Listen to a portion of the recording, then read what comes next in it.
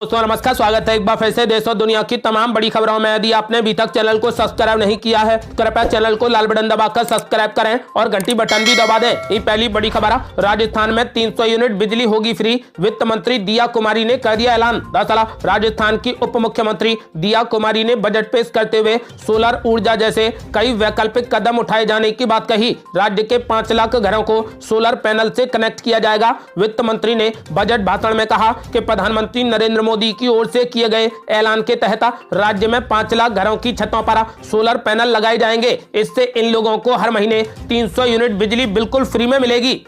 अगली बड़ी खबर, कांग्रेस नेता आचार्य प्रमोद कृष्णम ने इंडिया गठबंधन पर बोला जबरदस्त हमला। बोले नीतीश कुमार ने इंडिया गठबंधन का कर दिया अंतिम संस्कार, अब जयंत चौधरी करेंगे श्राद्ध। दरअसल कांग्रेस नेता आचार्य प्रमोद कृष्णम ने इंडिया गठबंधन पर बड़ा हमला बोला। उन्होंने कहा कि बिहार के मुख्यमंत्री नीतीश कुमार ने इंडिया गठबंधन का अंतिम संस्कार कर दिया है और अब राष्ट्रीय लोकदल के नेता जयंत चौधरी श्राद्ध करेंगे। दिल्ली में भारतीय जनता पार्टी की नेता और केंद्रीय मंत्री और यूपी स्थित अमेठी से सांसद स्मृति ईरानी को कल की धाम के शिलान्यास का निमंत्रण देने के बाद पत्रकारों से बात करते हुए सपा नेता स्वामी प्रसाद मौर्य के सवाल पर प्रमोद कृष्णम ने कहा कि उन्होंने अपनी पार्टी को खत्म करने की सुपारी ले रखी है।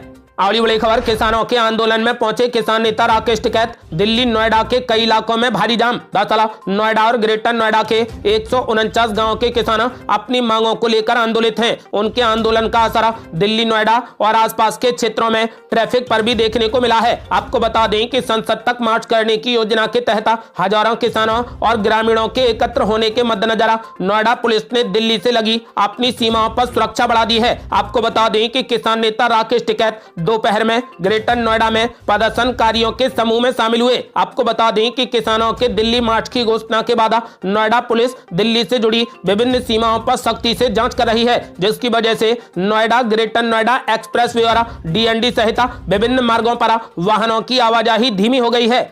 अगली बड़ी खबर, मुख्यमंत्री अरविंद केजरीवाल ने बीजेपी पर बोला जबरदस्त हमला। बोले केंद्र एजेंसियां मेरे खिलाफ ऐसे तैनात हैं जैसे मैं सबसे बड़ा आतंकी हूं। दरअसल दिल्ली के मुख्यमंत्री अरविंद केजरीवाल ने ईडी द्वारा चल रही जांच के सिलसिले में बीजेपी पर जबरदस्त हमला बोला है। मुख्यमंत्री केजरीवाल ने कहा कि वे हमें जितना रोकेंगे हम उतना ही ज्यादा काम करेंगे। मुख्यमंत्री ने साथ ही कहा कि मेरे पीछे सारी केंद्र एजेंसियां लगा दी गई हैं जैसे कि मैं सबसे बड़ा आतंकी हूँ। आपको बता दें कि मुख्यमंत्री केजरीवाल को ईडी की याचिका पर दिल्ली की एक अदालत ने 17 फरवरी को पेश होने का आदेश दिया है। मुख्यमंत्री केजरीवाल ईडी के 5 समन के बाद भी पूछताछ में शामिल नहीं हुए थे, जिसके बाद ईडी ने अदालत का रुख किया और अब अदालत ने आदेश दिया है कि मुख्यमंत्री केजरीवाल को 17 फरवरी को अदालत के समक्ष पेश होना होगा। अगली बड़ी खबर, विधानसभा से यूसीसी बिल पारित होने पर बीजेपी मुख्यालय में मना जश्न, मुख्यमंत्री धामी को किया गया सम्मानित। दरअसल उत्तराखंड विधानसभा से यूनिफॉर्म सिविल कोड विधेयक 2024 पारित होने के बाद बीजेपी में उत्साह है। कार्यकर्ताओं ने बीजेपी मुख्यालय में जश्न मनाया। मुख्यमंत्री पुष्कर सिंह धामी को भी सम्मानित किया गया। सम्मान समारोह को संबोधित करते हुए मुख्यमंत्री धामी ने कहा कि जनता से किया गया वादा पूरा किया है। उन्होंने कहा कि बीजेपी सरकार समान नागरिक संहिता कानून को और भी सशक्त बनाने का प्रयास करेगी। उन्होंने कहा कि अब यूसीसी कानून पूरे भारत में लागू होगा।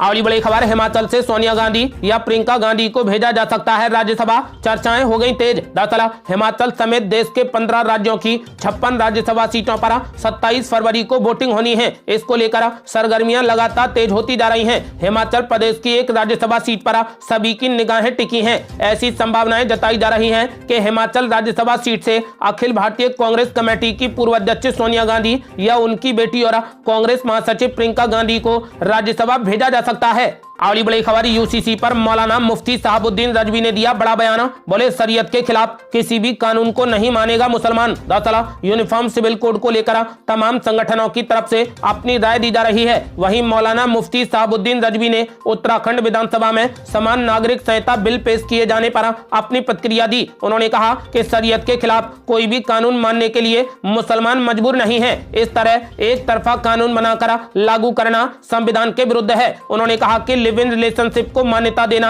या उस पर कानून बना देना ही भारतीय संस्कृति के विरुद्ध है। आपको बता दें कि उन्होंने दावा किया है कि शरीयत के खिलाफ मुसलमान किसी भी कानून को नहीं मानेगा।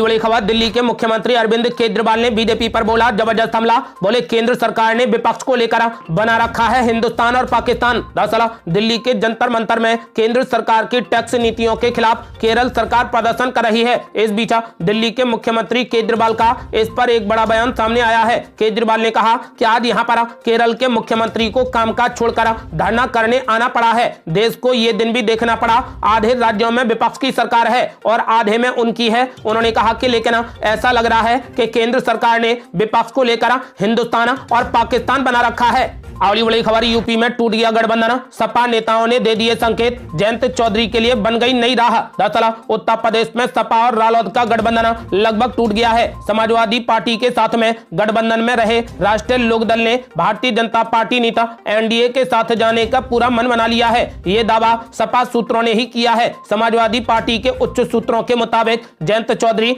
जल्द एनडीए गठबंधन का हिस्सा होंगे। सीटों के बंटवारे और प्रत्याशियों के चयन पर सपा के साथ बात बिगड़ जाने के बाद रालोद की एनडीए में जाने की चर्चा ने अब जोर पकड़ लिया है। अगली बड़ी खबर, जयंत चौधरी के एनडीए में जाने की खबरों के बीच आरएलडी ने ले लिया बड़ा फैसला। दरअसल लोकसभा चुनाव से पहले राष्ट्रीय लोकदल के अध्यक्ष जयंत चौधरी को लेकर चर्चाएं काफी तेज हैं। माना जा रहा है कि सीट शेयरिंग से नाराज जयंत चौधरी बीजेपी के नेतृत्व वाले एनडीए गठबंधन में शामिल हो सकते हैं। इस बीच राष्ट्रीय लोकदल ने सभी नेताओं के मीडिया में बात करने पर रोक लगा दी है। पार्टी ने साफ कर दिया है कि कोई भी नेता मीडिया में बयान न दे। अगर वो ऐसा करता है तो वो पार्टी का बयान नहीं माना जाएगा।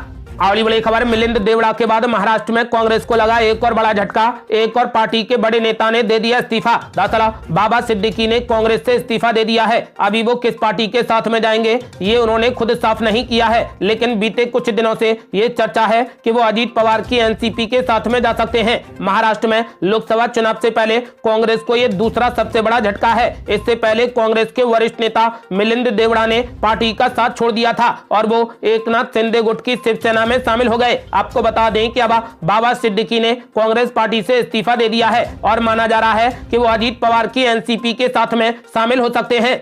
अगली बड़ी खबर, दिल्ली में विपक्ष ने किया जोरदार प्रदर्शन। मुख्यमंत्री केजरीवाल, पिनराई विजयन और भगवंत मान समेत कई नेता हुए शामिल। दरअसल दक्षिण भारत के 3 राज्य कर्नाटक, केरल और तमिलनाडु की राजनीतिक पार्टियां केंद्र सरकार पर बजट आवंटन राशि में भेदभाव करने के आरोप लगा रही हैं। इसको लेकर दिल्ली के जंतर मंतर पर विरोध प्रदर्शन किया गया, जिसमें केरल के मुख्यमंत्री पिनराई विजयन के साथ साथ दिल्ली के मुख्यमंत्री केजरीवाल और पंजाब के मुख्यमंत्री भगवंत मान, सीपीआईएम के महासचिव सीताराम येचुरी और डी राजा समेत तमाम विपक्षी नेता प्रदर्शन में पहुंचे। दिल्ली के मुख्यमंत्री केजरीवाल ने केंद्र सरकार पर निशाना साधते हुए कहा कि आज केरल के मुख्यमंत्री को अपना काम छोड़कर यहां धरने पर आना पड़ा। आधे देश में विपक्ष की सरकारें हैं, केंद्र ने हमारे साथ हिंदुस्तान पाकिस्तान कर रखा है। केजरीवाल ने कहा कि हम सरकार से पूछना चाहते हैं कि क्या आप दूसरे राज्यों के लोगों को अपना नहीं समझते हैं। केजरीवाल ने कहा कि राज्य सरकार की क्या क्या पावर है वो सब संविधान में लिखा है, लेकिन हमें काम नहीं करने दिया जा रहा।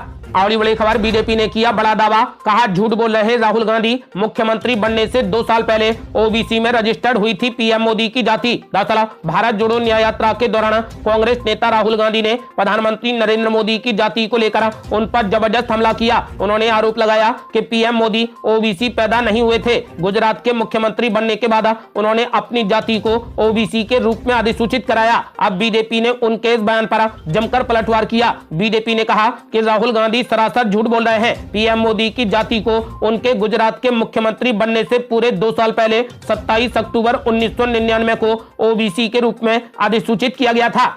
अगली बड़ी खबर, बीजेपी ने इंडिया गठबंधन पर बोला जबरदस्त हमला, कहा देश के लिए दीमक है इंडिया गठबंधन। दरअसल बीजेपी ने दिल्ली के मुख्यमंत्री अरविंद केजरीवाल पर शराब नीति से जुड़े मनी लॉन्ड्रिंग मामले पर निशाना साधते हुए विपक्षी गठबंधन इंडिया का जिक्र किया। बीजेपी ने कहा कि इंडिया गठबंधन देश के लिए दीमक है। बीजेपी की ओर से प्रेस कॉन्फ्रेंस करते हुए गौरव भाटिया और हरीश खुराना ने कहा कि आम आदमी पार्टी के राष्ट्रीय संयोजक केजरीवाल को जांच का तो सामना करना ही पड़ेगा। उन्होंने कहा कि मामले में गिरफ्तार आम आदमी पार्टी के नेता संजय सिंह की जमानत याचिका बार बार खारिज हो रही है। बीजेपी प्रवक्ता गौरव भाटिया ने कहा कि संसद के पटल पर देश का गौरव और प्रधानमंत्री नरेंद्र मोदी ने स्पष्ट कहा है कि भ्रष्टाचार के दीमक को जड़ से उखाड़ देंगे। ऐसे में भ्रष्टाचारियों को जेल तो जाना ही पड़ेगा। उन्होंने इंडिया गठबंधन पर हमला बोलते हुए कहा कि इंडिया गठबंधन देश के लिए दीमक की तरह है।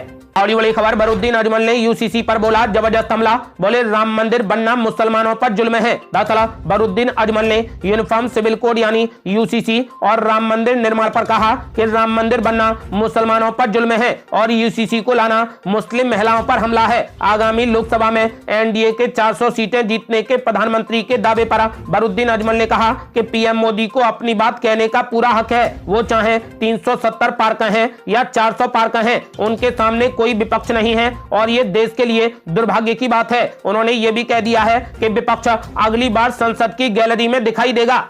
अगली बड़ी खबर, जयंत चौधरी के बीजेपी के साथ जाने की खबरों पर मल्लिकार्जुन खड़गे ने तोड़ दी चुप्पी। दरअसल आरएलडी नेता जयंत चौधरी के भारतीय जनता पार्टी के नेतृत्व वाले एनडीए में जाने की अटकलों पर आखिरकार कांग्रेस पार्टी के प्रमुख मल्लिकार्जुन खड़गे ने चुप्पी तोड़ दी है। गुरुवार को इन कयासों से जुड़े सवाल का जवाब देते हुए मल्लिकार्जुन खड़गे ने थोड़ा खिन्न होते हुए कहा कि मुकुल वासनिक सबसे बात कर रहे हैं, हर अपडेट नहीं दे सकते हैं। मुकुल वासनिक कांग्रेस पार्टी के महासचिव हैं और वो ही इस मामले को लेकर आरएलडी नेता जयंत चौधरी से बात कर रहे हैं। आपको बता दें कि फिलहाल सभी के बयान के बाद ऐसा माना जा रहा है कि अब जयंत चौधरी इंडिया गठबंधन में रुकने वाले नहीं हैं। अगली बड़ी खबर, सर्वे में हुआ बड़ा खुलासा, लोकसभा चुनाव में 5 राज्यों में खाता भी नहीं खोल पाएगी कांग्रेस पार्टी। दरअसल कांग्रेस को लोकसभा चुनाव 2024 में बड़ा झटका लग सकता है। ऐसा इसलिए क्योंकि कुछ सूबों में उसके खाता तक न खोल पाने की आशंका जताई गई है। अंग्रेजी न्यूज चैनल टाइम्स नाउ और मेट्राइज एनसी के हालिया सर्वे में अनुमान जताया गया है कि अप्रैल में होने वाले इन इलेक्शन में कांग्रेस पार्टी 5 अहम राज्यों में एक भी सीट हासिल नहीं कर पाएगी। इन प्रदेशों में गुजरात, उत्तराखंड, दिल्ली, राजस्थान और छत्तीसगढ़ शामिल हैं। सर्वे में कहा गया है कि 5 ऐसे राज्य हैं जहां पर शायद कांग्रेस पार्टी अपना खाता भी न खोल पाए। ये थी अब तक की बेहद बड़ी खबरें। रोजाना की ताजा खबरों को जानने और हमसे जुड़ने के लिए चैनल को लाल बटन दबाकर सब्सक्राइब करें और घंटी बटन भी दबा दें। जल्दी मिलते हैं बड़ी अपडेट के साथ, तब तक के लिए जय हिंद, जय भारत।